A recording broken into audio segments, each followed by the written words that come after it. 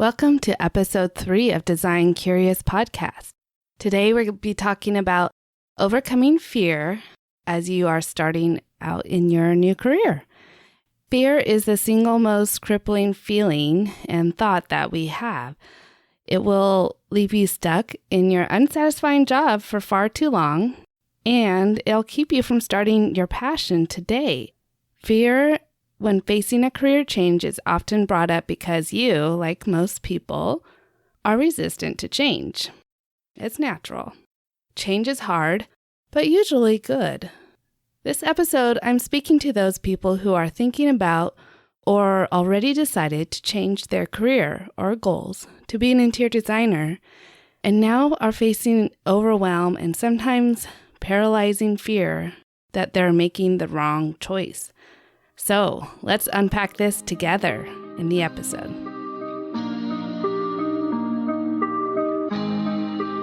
You're now listening to Design Curious, a place where you, creative one, are here to learn about what it really is like to be an interior designer.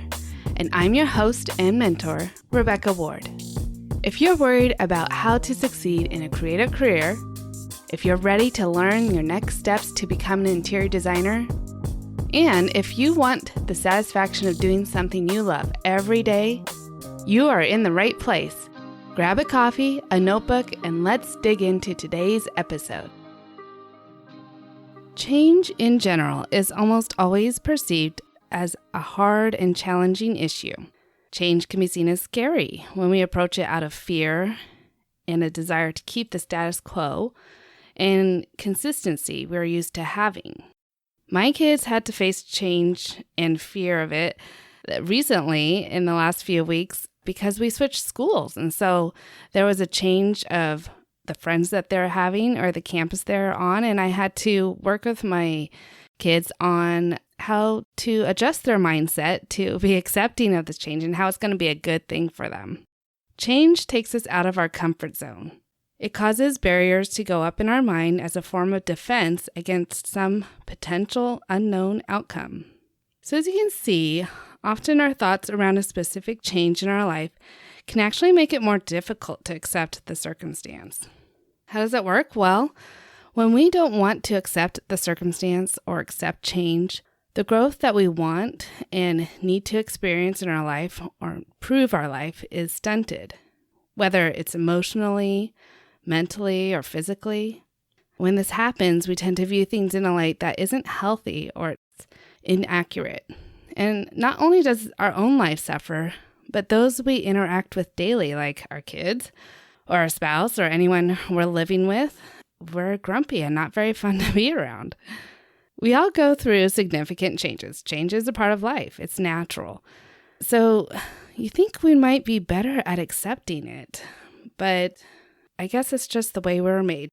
We want to take the easiest path. You're probably considering a change in career because you're wanting something different out of life. So you've decided to change your circumstance to make that happen. The key word here is circumstance. While choosing a new career is a circumstance change that you can control, there are many things that happen around us or to us that are outside our control, like the economy, that makes going from something known to unknown so scary. And let's be honest, we all want to have control over all our circumstances, but in reality, so much of what happens to us is outside of our control. Again, this is another thing I have to work with my kids on because we even have a graph showing things that are within their control and things that are outside their control. So like other people's reactions, they can't control that. The weather, all that stuff. And trying to teach them to not get upset about things that they can't control. The only thing we can control is the way we react and respond to these changes. So while shifting and changing circumstances are difficult to accept, the way we respond to them is the biggest part. So what we're exploring right now is a thought model that a coach of mine introduced me to, and it's used at the life coaching school.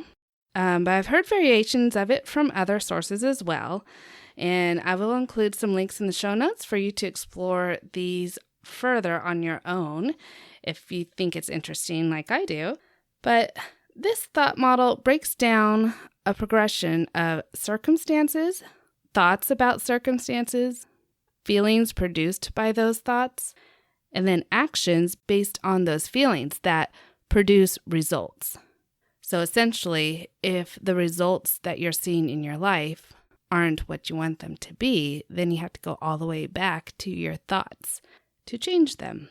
So this model stipulates that all circumstances are neutral events, meaning from birth, falling off a bike, acne, marriage, gray hair, wrinkles, dry rot or mold, divorce, death. These are all things that are neutral.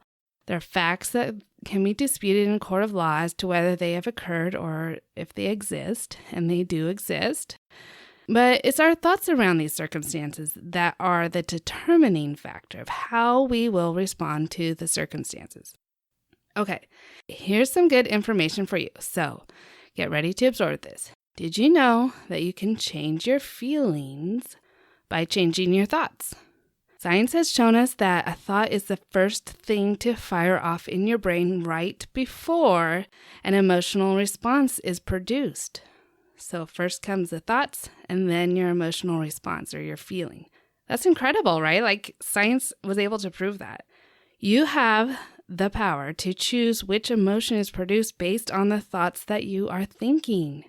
Making your thoughts intentional is the first step to make your life intentional and fulfilling your desire to have the career that you're passionate about. So, what you think really has a way of shaping your future and reality. And by changing your thoughts right now, you can make your future the one you want. Take a moment to take that in. That's pretty deep. Changing your thoughts can change your future. It's true. It takes discipline and practice, and sometimes even coaching. I've gotten mindset coaching many times when I'm trying to work on changing my thoughts or analyzing what is happening with the results that I'm seeing in my life.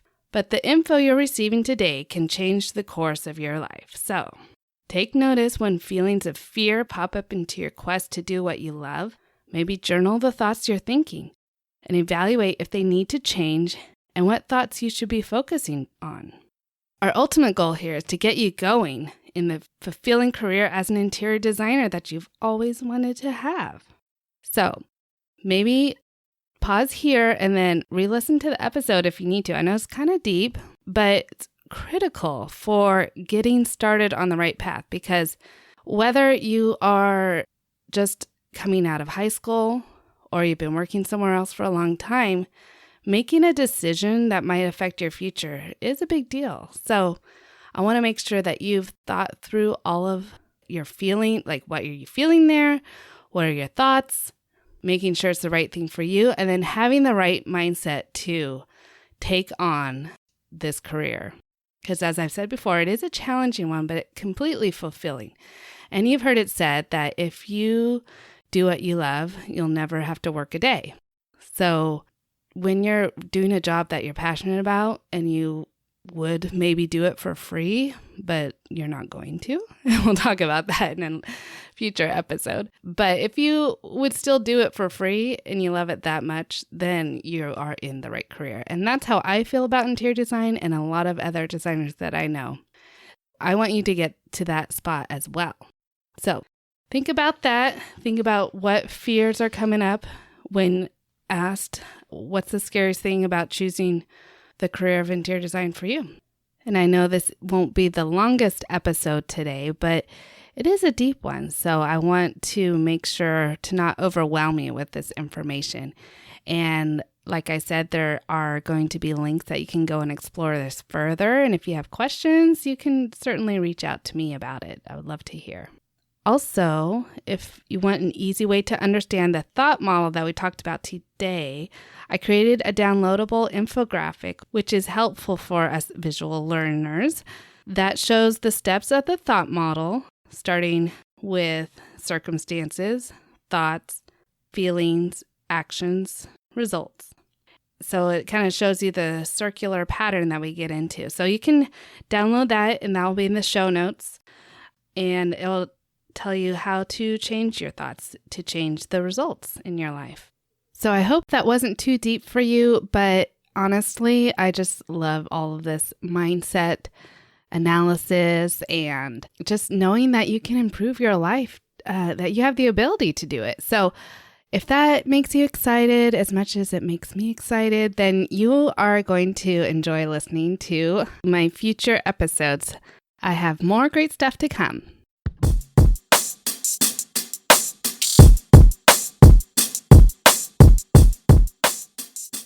All right, Curious Creative, I will see you next time. But don't forget that if you want more from me, I do have a mentorship program you can check out if you visit my website and discover if interior design is the career for you. I would love to work with you inside of that program. But more importantly, I would love for you to listen to this podcast every week as I unfold great knowledge and insight to what the career really is about. So stick around, and until next time, stay creative.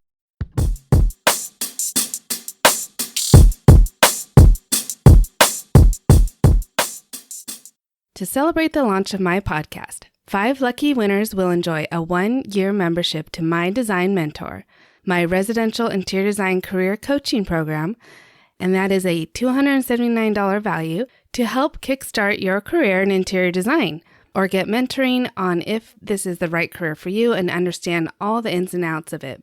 All you need to do is subscribe and leave a rating and a review. How simple! I'll post the link to enter in the show notes. Thanks for listening. If you love this episode, please leave a rating and a review. This helps me reach other curious creatives like you. If you have a topic request or would like to contact me, simply head over to my website, rwarddesign.com, or email me at podcast@rwarddesign.com.